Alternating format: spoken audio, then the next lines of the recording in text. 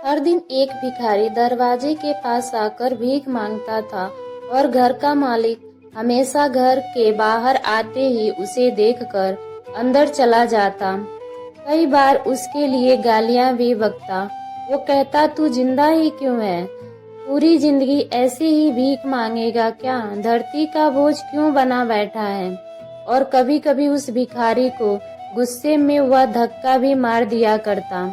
इतना कुछ हो जाने के बावजूद भिखारी के मुंह से सिर्फ यही निकलता कि भगवान तुम्हारे पापों को माफ करे। एक बार सेठ को धंधे में बड़ा नुकसान होने की खबर मिली। सेठ बहुत परेशान था कि तभी उसके दरवाजे पर वही भिखारी आया।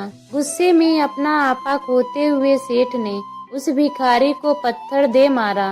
पत्थर लगने के कारण भिखारी का सर फूट गया और उसके सर से खून बहने लगा। फिर भी दर्द में कराहते हुए भिखारी ने इतना ही कहा, भगवान तुम्हारे पाप को माफ करे। भिखारी वहां से चला गया। सेठ सोच में पड़ गया कि भिखारी को पत्थर मारा, फिर भी उसने सिर्फ प्रार्थना की। सेठ का गुस्सा शांत हुआ, सेठ का मन शांत हुआ।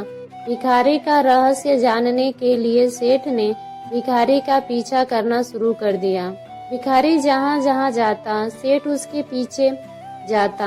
सेठ ने देखा कि कोई उसको खाना देता, कोई उसको मारता, कोई अपमानित करता, तो कोई गाली देता। लोग भिखारी के साथ चाहे जैसा व्यवहार करते, लेकिन भिखारी सबके लिए एक ही प्रार्थना करता, भगवान तुम्हारे पाप माफ करें।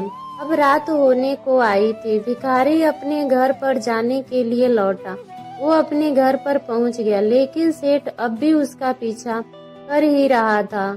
एक पुरानी टूटी हुई खटिया पर एक बूढ़ी औरत लेटी हुई थी, काफी कमजोर और बीमार लग रही थी।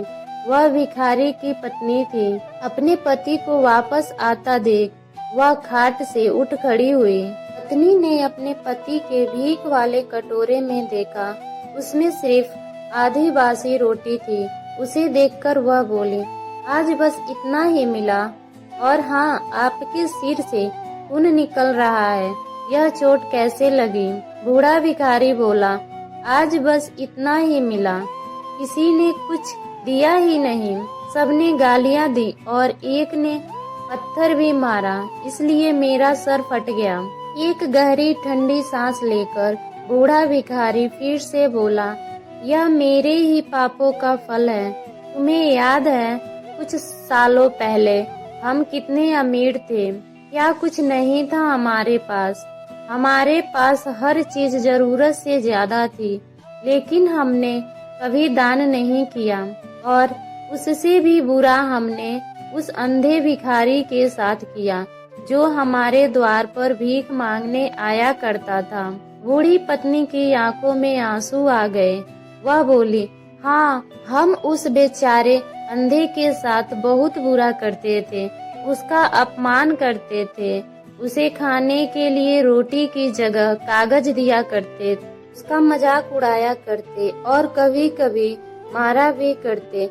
मैंने कभी उसको रास्ता नहीं दिखाया। एक बार मैंने उसके मुंह पर मिट्टी भी फेंकी थी और वह हमेशा दुखी होकर यही कहता कि भगवान तुम्हें तुम्हारे किए की सजा देगा, भगवान तुम्हारे पापों की सजा जरूर देगा। उसका श्राप सच हुआ और हम इस दुख भरी जिंदगी में आ गए। भिखारी बोला, हाँ, उसका श्राप सच हुआ, इसलिए मैं किसी को बद्दुआ नहीं देता, चाहे कोई मेरे साथ कैसा भी बर्ताव करे, मैं हमेशा उसके लिए प्रार्थना करता हूँ। मैं यही चाहता कि कोई भी हमारे जैसी जिंदगी का अनुभव न करे, किसी को भी हमारे जैसे दुखों का सामना न करना पड़े। वो नहीं जानते कि वह कितना बड़ा पाप कर रहे हैं, इसलिए अनजाने में हुए पाप की ऐसी सजा किसी को भी न मिले, मैं नहीं चाहता। सेठ वहीं पर छुपकर यह सारी बातें सुन रहा था। अब उसे सब कुछ समझ में आ गया था। भिखारी और उसकी पत्नी ने वह आधी रोटी मिल बांट कर खाई और भगवान को धन्यवाद बोलकर सो गए। अगले दिन भिखारी फिर से भीख मांगने गया। सेठ के घर के पास जाते ही सेठ ने पहले से गरम रोटियां उसके लिए निकलवा कर रखी थी। उसे देखते हुए सेठ विनम्रता से बोला, माफ कर दीजिए बाबा, मुझसे बहुत बड़ी गलती हो गई। बूढ़ा भिखारी बोला, भगवान तेरा भला करे। इतना कहकर वह आगे निकल गया। इस कहानी से जो सीख लेने लायक है वह बड़ी ही सिंपल है कि आदमी चाहे किसी के बारे में बुरा कहे या भला करे, लेकिन भगवान सिर्फ कर्म के हिसाब से उसको फल देता है।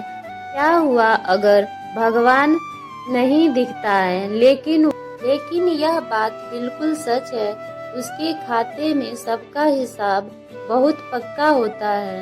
इसलिए जब किसी के लिए कुछ भी करो तो अच्छा ही करो।